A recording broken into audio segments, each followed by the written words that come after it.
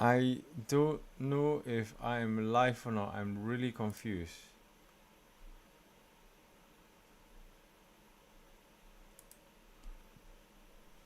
Hello, am I live?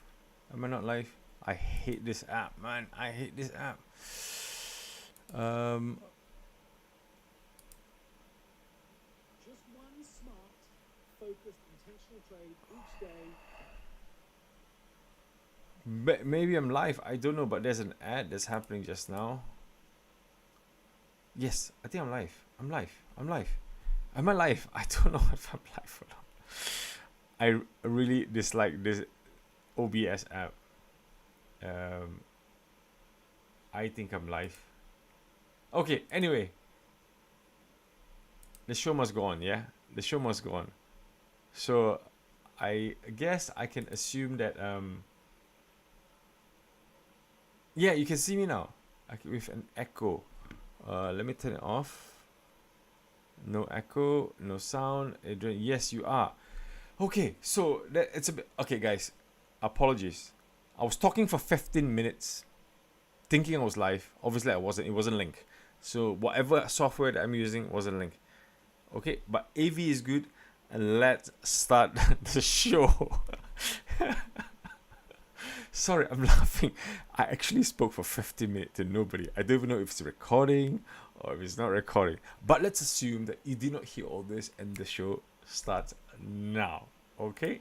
So, what before I change my screen, let's say the top stocks of the day that we will hear about today or the last 48 hours is Mr. Trump is negotiating really, really hard on the tariff deal. Is it affecting the market? Not really. People are getting a bit, I guess, immune. But I guess he's doing his job, don't let the market affect it, and we all focus about the earnings that's going forward. And also, the second news that we hear about is Bitcoin hitting 120,000 and going higher.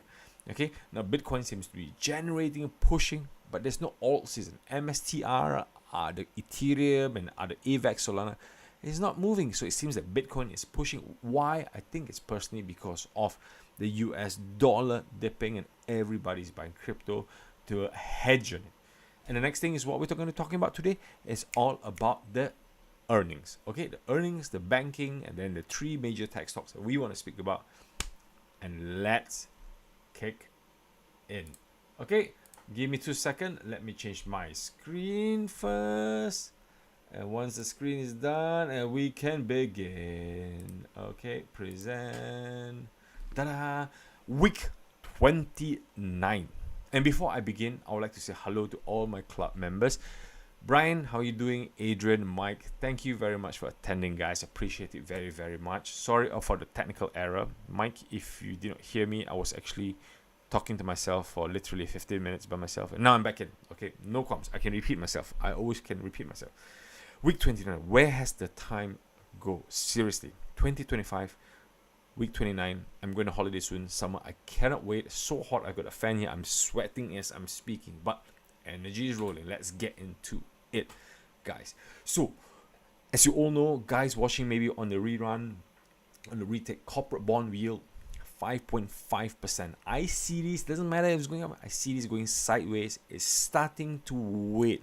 I hope that it waits to go down. So corporate bond yield, I tell my club members, if it's low, it's great for share price because share price should be high. It's totally opposite, inverse proportionate.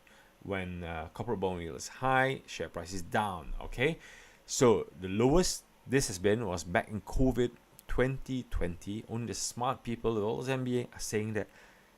Tom Lee says buy. Why? Because he saw this at all-time low during COVID. That's why he could just go on TV and say, just buy the bloody debt. He knew it. He looked at this chart. Okay, even Warren Buffett, Charlie Munger especially, the reason why they sold out a lot of cash because when during the 80s and 90s, this was ultimately low. They were buying, and then it started rising. It came all the way down, it started bouncing up, rising, and that is why Warren Buffett, Berkshire Hathaway started selling stocks because of this chart. So if you go Moody's AAA corporate bond yield 20 years, you should see the signs. Okay, avoid you looking at 20 different other. And I think I'm the only one that speaks about it. I think I was the only one that speaks about VIX a lot, and now everybody speaks about it. But trust me, everybody will start speaking about this, but at least you guys are years ahead of everybody else. Okay, gold price still going sideways. I mean, people are not selling. I'm not asking why they're not selling, going to stocks full time. No, they're holding on, hedging. There's still tension and everything everywhere. But there's nothing wrong holding gold just now. I mean, I saw a tweet. 30 years ago, if you hold gold, a single whole gold bar could buy you a house. Today, a single gold bar could buy you a house in California for like $2 million. So it's pretty good for inflated dollars, inflated GBP, inflated euros. So gold is quite good. So people are holding, people are not selling. US dollars going down. I know there's been speaks about rebounding, but it's going down. Okay, it's going down, and this is the reason why, with dollars going down, Bitcoin's going up. And in my new chart here, CM, Legio, PPO, all the green showed the last few bottoms. No more green, no more bottom, and red here means peak. We're not even close to the red. Means Bitcoin has room to run. When I say Bitcoin's room to run, it doesn't mean altcoin seasons here. Bitcoin alone has room to run, folks. Okay, now we're on a break. Deja vu, sounds like I've said this already before. On a break, what do we do? So I need to start shilling out. Shout out to all the club members who are here today with me. Thank you very much for all the support. You guys made this happen. Okay, I really do thank you from the bottom of my heart that you guys make this happen. BuyTrigger club members, I'm here. I do announcement. We have a chat. We got the stock market. We got, most importantly, the BuyTrigger. We have the BuyTrigger, and members will be calling for BuyTrigger. I'll add it in. Now we have actively about 80 BuyTriggers in the list. I hope to break the 100 before summer. And we've got regular live events. So the live event that you see on Monday, I do it with my club members every Monday, Thursday, or Friday, at least twice a week to gather on the thoughts, closing bell, opening bell. This is why I'm not on YouTube, but at least I'm here with my club members. And if you guys want to join, feel free. And the other great thing that I'm doing for my club members is I'm building a web app. Okay. Rather than me tossing out just my plates, just my graphics, I'm here to build a web app that's accessible to everyone. So you don't have to speak to me. You can go to the web app and find what the buy triggers are. So if I check what the buy triggers are as of today, and I rank by the power rating, if you go, Alex, what stocks to buy? You really think that I look at every individual stock? No, I actually go to my buy trigger list. Anybody that asks me on the street say, Alex, what stocks do I buy? Salesforce is cheap, Novodisk is cheap, Fiserv, Adobe is undervalued. Those are stuff you should be considering. Alibaba, if you want to take the risk, United Health is a dip, but then it's still there.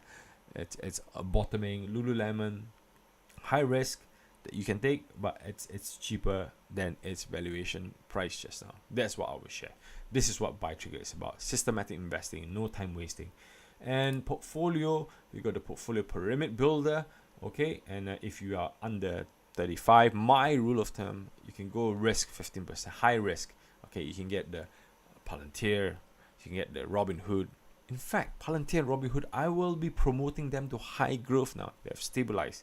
Okay, you're talking about the SoFi, the IonQ. Those high risk stocks, you can put them depending on your age. If you're slightly older, then obviously cap it at 10%. This is where the family portfolio builder helps you try to generate how balanced is your portfolio.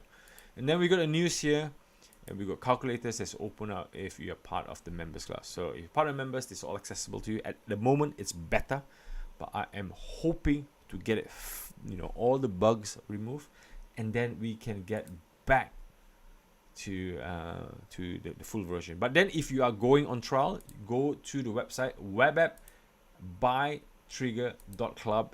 You can get the trial version. 25 stocks is open. You can get one calculator. You can get market intelligence. You can still go there in Rome. No problem, guys. Okay? All right. Let's get back to the agenda. Okay. Breaks time is over. Earnings. 4 stocks I want to speak about. 2 banks, 2 techs. First one, JP Morgan. JP Morgan is one of the highest buyback stock per capita. Means whatever capital they have, the buyback is crazy high. 12 billion freed for buybacks, and could be more. Rather than cash them trying to inject and invest somewhere, they buy back the stocks. Not to protect their investors, and also a good growth at 5%. So JP Morgan was undervalued back during April, May, June. Very, very rare, undervalued, close to buy trigger. It was the time to buy. I shared with club members. I hope they bought, especially when you need staple stocks, you need to balance the portfolio, and you need to de-risk. JP Morgan was a great buy. In comparison to the earnings for Goldman Sachs is 704. Goldman Sachs has always been a bit more premium. Again, 5% growth. What difference? And less buyback. And overvalued by almost $200. You do the maths. And overvalued by how much? You know, people always say, Alex, the stock is overvalued. But like how much? Like a sausage roll or hot dog is overvalued. But how much? By 20 cents? But $1 or $2? We don't know. But no. Goldman Sachs is actually overvalued. You're paying today, if you pay at 704, you're paying at 2031. You're basically paying 2031 in comparison of JP Morgan. You're only paying 2026, and guess what, 8 weeks ago you're actually paying 2024, so it's gone 2 years ahead. So this is how I see using BuyTrigger, the valuation that we try to cap what year we are, so it helps you make the decision easier. And the next one, ASML, again, one of the stocks that was screaming buy trigger, value trigger, buy trigger, value trigger on the app, on the Telegram app that I built for my club members. 19% growth, and back then the US dollar was strong as well. ASML was, I would say, the only one of 3 European stocks that I can put my cash on. I don't own them, but this is what I tell my club members. If you want to own European stocks, if you're making money in euros and you want to buy a stock, ASML will be one of the great ones that you should own. But now it's overvalued. Now you're paying 2 years ahead. So whatever you buy on ASML today, if you dollar cross whatever you do, you're basically paying for someone's retirement. Silly to say, yeah? Okay, so the earnings are coming out, reshaping geopolitics, and they, at the moment, they're the only one that can do what can do. You know, the lithography, the equipment, the 3.4 million per single equipment. And to beat earnings or not to beat earnings is always by one singular machine. So if they miss earnings, that means they couldn't dispatch that machine quick enough. I think every earnings, the last few times, they missed it by 1 or 2 machines. Yeah, I think they only sell up to maybe 250 to 300 machinery a year. That's how much they can produce to China, to America, and now with Arizona expanding, ASML was great to buy. Now they're going up, and they're really by machinery. I think each equipment from memory is about 3.5 million dollars. Okay, so if you own ASML and you're at that phase, you're making dividends, just hold it. Okay, not the time to buy, but for existing owners, just hold it. Okay, TSMC. TSMC is still under valuation, 248. Okay, this is me being really strict with the corporate bond yield. 21% growth, still undervalued. My buy trigger have not changed yet. Maybe I will after this, but many times it was under 165. Many times anybody asked me, I said the A stock, TSMC, buy it. Numerous times people come back to me saying, oh Alex, how about the tension between China and Taiwan? Oh Alex, how about blah blah blah blah blah. I've heard about the tension of Taiwan and China since, I don't know, 2010, I don't know, 1990. It's been on forever. It's there. When I first bought TSMC many months ago, I remember they were $40 a share. Now they're $230, and a lot of families and friends in Taiwan, they own TSMC shares, and this shares is paying more than their pension going forward, especially folks who bought it at $20-$30 salary sacrifice, buying now it's worth $230. Those guys are living on dividends alone in Taiwan because of TSMC. So is it still a great buy? It's still undervalued. That's all I can share. Okay. Yeah, so that's it. Break time. And what's next? I just want to check if I am still online and everybody can still see me. I believe I'm online. I can see myself on YouTube. I'm still online. I just need to double check because just avoid me talking to myself again for 15 minutes. Okay, so next, let's go to some charts. You guys online, feel free to shout out charts, okay? Shout out what you want me to look at. So I've got a list that I want to share and show.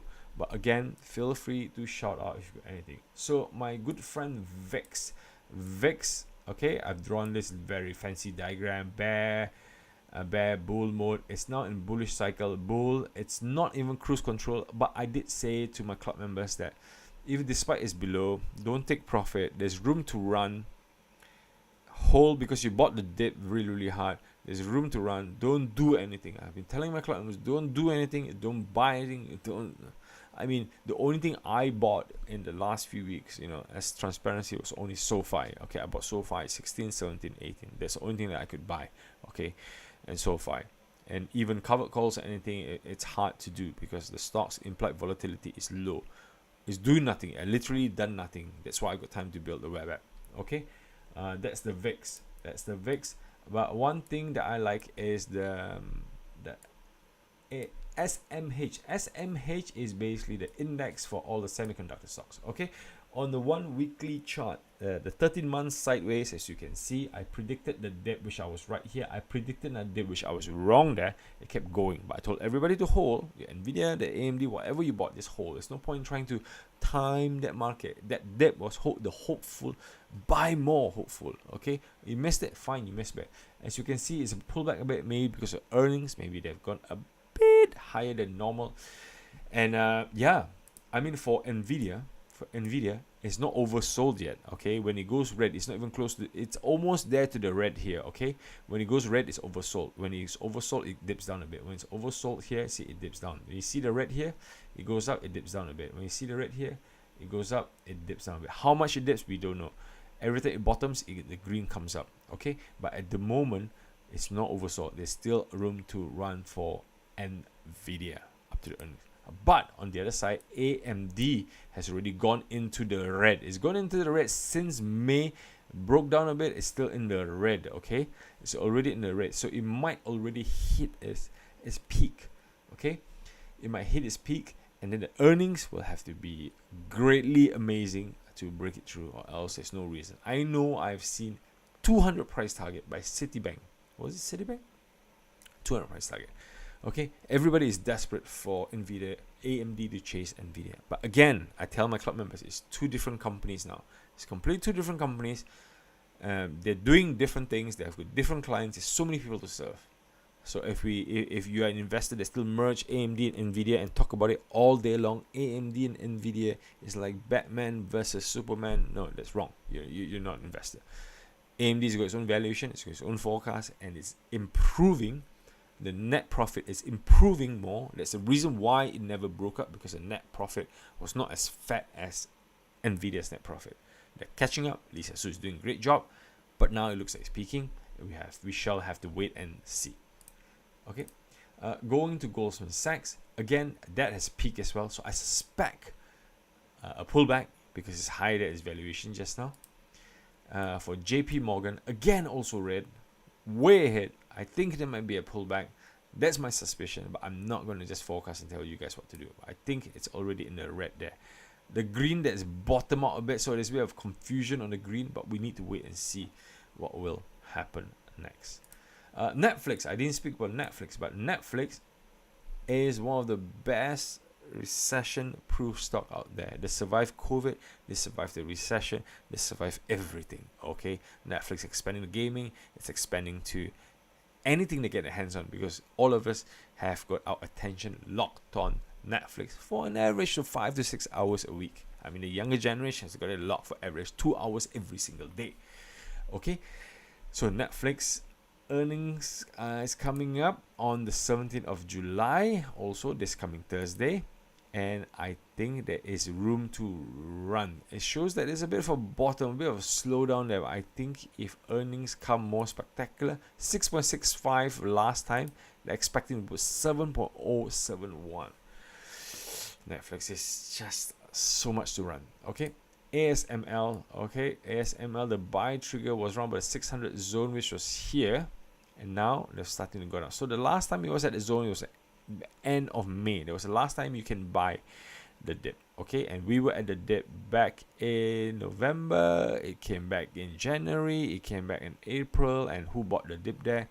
Well done, guys. Well done. Okay, well done to you. It's time to hold and just ride it out. And they're the one and only one that can supply what they can do going forward. Okay. Yeah. On the comments, if you folks have any stocks that you want me to look at, please feel free to tell me what you want to look at. Yeah, I think it's really me. I mean, if you look through all the news, there's nothing much going on. Let me go to my financial news here on market intelligence.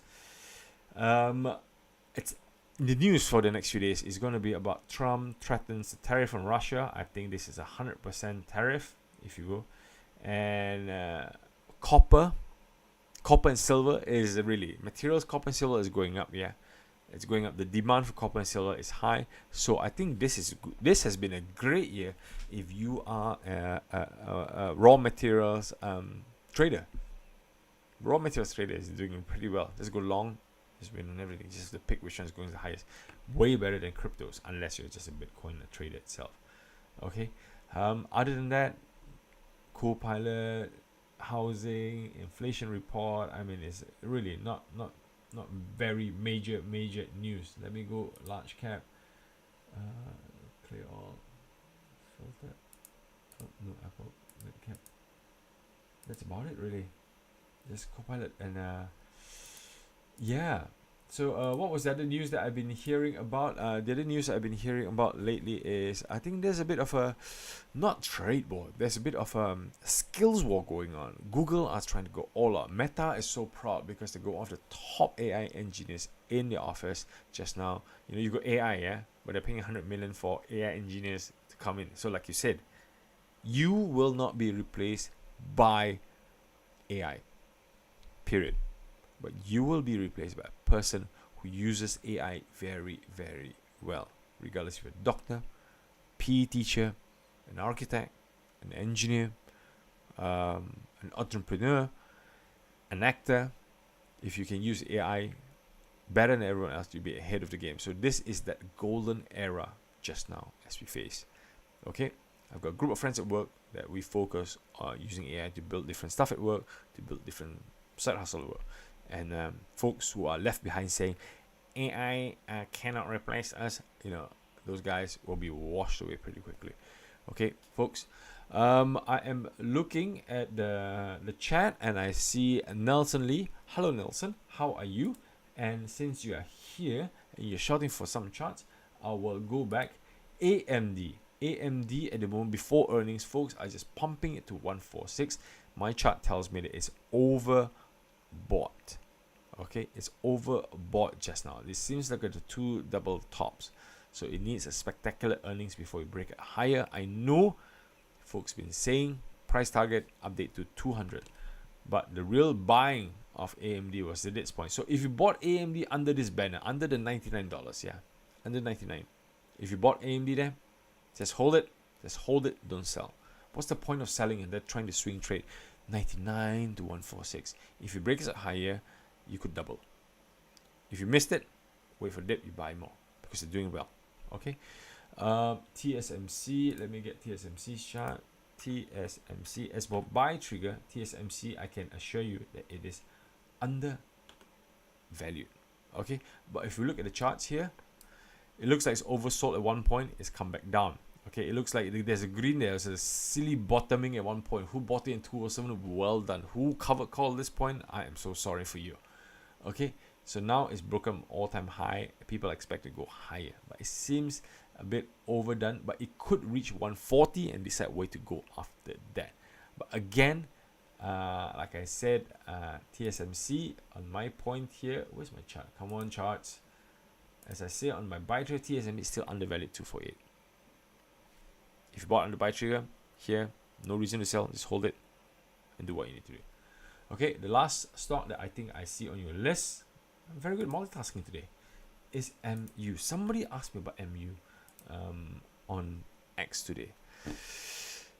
MU is, let me go here, my analysis board. It's been a while. Let me go Micron here. Okay, as you can see, Micron's buy tree was 85. The price is 118 just now. You're paying for 2034. Market expectation is 60%, but you're 14%. It's a tough one. It's a tough one. Micron is desperate to go to break out. Okay, to break out that zone of 129. So if you see, can you guys see? Oh, I'm not showing the screen. I'm so sorry. Have I been talking to myself through? Okay, for Micron, yeah, for Micron, can you see that cup here, the cup formation? Okay, so Micron's support neckline, yeah, it's at 128. Now it's already hit 128, so it's done that full cup. It's trying to do the handle. Micron is already overbought. Okay, it's overbought, so it might start rolling off a bit to about the 107 zone. So like I said, Micron, the buy to was 85. So if you bought it really low, fine. But Micron, for me personally, I think it could be going through that cup, a bit of handle pullback, and then it will go higher depending on the earnings. Last earnings was 1.67, which is 25th of June. The earnings is actually pretty late. The earnings is going to almost double to 2.52. So you might see a bit of pullback, and then when the earnings come in, if they beat that, it's going to go higher. That's my point. And then when the points go higher, I will reevaluate the buy trigger again. Okay. And next one, I'm looking at AVGO for another club member, Jatin. How you doing? I am looking at Broadcom here, my friend Broadcom. So Broadcom, it looks like the bottom's in. What was Broadcom's? Sorry, I don't remember. AVGO Broadcom. Okay, where's my Broadcom? AVG 182 178. So Broadcom has gone really, really high. I mean, if you guys, yeah, if you guys bought Broadcom round about, if you bought Broadcom here and you loaded up about 160, 150, there's no reason for you to sell. Okay, Broadcom. Even if you bought the high and then you start averaging dollar cost down, is really no 150, 160 dollar cost a bitch. It's no reason. And if you dollar cost up to 200, is really no reason to sell. I know it peaked about the 200 zone, it kept going higher. Even if it falls back to its value trigger zone of the 178, it's fine, because folks are paying for 2027 value. Okay, folks are paying ahead. Okay, it's normal when people pay for Netflix and Amazon back in 2010, 11, 12, 13, 14, they were paying for 10 years ahead. They knew that Netflix and Amazon would be where they are today. They're paying ahead. They knew it was going to stay. Same. Broadcom is the same. You think Broadcom is one trick pony? No. Broadcom has got the software, it's got the hardware, it's got the cybersecurity. They're trying to be the one-stop shop. They're trying to compete with Amazon to be the one-stop shop. Okay, the TPUs. So if you bought Broadcom at this level and you bought on the dip, average dollar cost, you're fine. Okay, you're fine. And don't try the swing trade. I mean, the swing trade days where we had the high risk swing trade, this high growth, just keep it. Just keep it. Okay, keep it. It's one of those that you'll run. It will not go lower than where we are at this 167 zone, because the business is great. Okay, so CORZ, Core Scientific, CORZ, Core Scientific. Let's go Core Scientific, folks. Let me expand the screen a bit bigger. Okay, so Core Scientific, I like it. Why? I know it's a bit oversold. Wait. Core Scientific, what's happening there? Core Scientific will be bought up by CoreWeave. Yeah? CoreWeave is the one that's buying all the Blackwell and supplying Blackwell. If you cannot buy Blackwell, but you've got a business to run, you can hire Blackwell chips for your AI generative purposes. So as it stands, CoreWeave is great as it stands. Let me just, I don't think CoreWeave is here just now. Let me bring up my Lucas chart. Lucas Studio, my old BuyTrigger. 2 seconds. I have it on the CORE, Core Scientific. So BuyTrigger is 12, valuation is 25. Okay, that's how I worked out. Valuation end of 2025 is $25 per share. What I like about is the arbitrage, because they'll be bought up by CoreWeave for every, I think, $13 of CoreWeave that you Core Scientific. If you bought at $13, Core Scientific, when it gets converted, if the buyout is successful by CoreWeave, your value of $13 is actually worth 16, because the price of CoreWeave is quite high. Okay, you're getting an exchange of every one Core Scientific, you get about 0.13 or 0.23, I can't remember. So you get almost like, almost 1/6 of CoreWeave share. So when you buy this, you actually get a higher value of CoreWeave coming out as an arbitrage play. If you look at the technicalities, it seems overbought here. Okay, did I change the daily chart? Okay, it seems overbought at this point, and it seems like it's also this is a conflicting information. You go green and you go red here. You normally don't get both at the same time, but you go green and red, so it's very conflicting. As it stands, I think it's starting to catch the radar of retail investors, and I think retail investors, once they understand by the end of the year that this is actually worth more than CoreWeave, they're going to start buying in. Its example of this is like when Warren Buffett bought Activision shares. Activision, the video game. Like, why is Warren Buffett buying Activision? You think he know about video games? No, it's because of the arbitrage play that could happen between Activision and Microsoft. Is they're buying Microsoft shares on a discount. So I see the same happening. As long as CoreWeave prove to themselves that the revenue generation is great with the Blackwell, the next Blackwell Ultra, they're fine. They have to generate revenue to boost confidence in the shareholders. Okay. Yeah. So I'm reading the Jatin is saying, I just checked and my average was 151 for AVGO. Dude, don't even think about it. You know that thing, throw the keys under the bed, don't think about AVGO, you'll let you run, my friend. Okay, I cannot say I promise you live on air, but I think you're in a good position. Okay. Anything else that you guys want to share? If not, I guess I will call it a night. I hope you guys enjoy this live stream today. Sorry for the hiccup early on, but this is me. The earnings, pretty exciting, coming true, and going forward, we just have to hold. There's no reason to sell just now until end of July, and then we see what happens. And also, there's not really good reason to buy. Even swing trading is not particularly exciting. Even cover calling is not particularly, activity wise level is almost flat. And even with President Trump tweeting, I don't know where it's going to go. But I hope the economy is strong. That's all we all want to hope, that we still can keep our jobs. Gold is going up, Bitcoin is going up, bonds going up. It can, as long as inflation stays where they are globally, we are good. The only highest risk to me, that if inflation starts pushing up higher, which I was worried during the Israel-Iran breakout, potentially India-Pakistan breakout war, they could block travels, block the trade route. That was my fear. But if everyone's trading progressively, growing progressively, raw materials being shared progressively, we are fine. Inflation is my biggest fear just now. We've seen historically that inflation goes up with high interest rates, high stocks, everything high, gold high is not great for stocks. Okay, everything high is not great for stocks. But as long as inflation is low, we are good.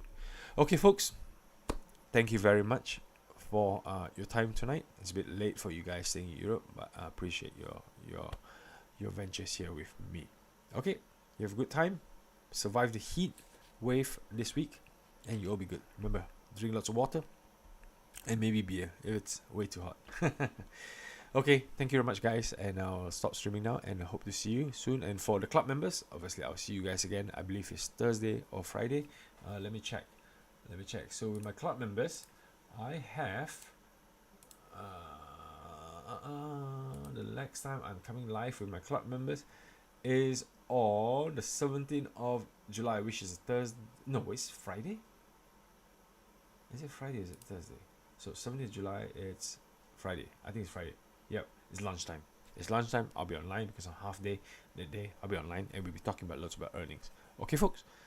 For you guys on YouTube, hopefully to see you guys soon. Maybe more shorts. That's why I'm sharing more with everybody.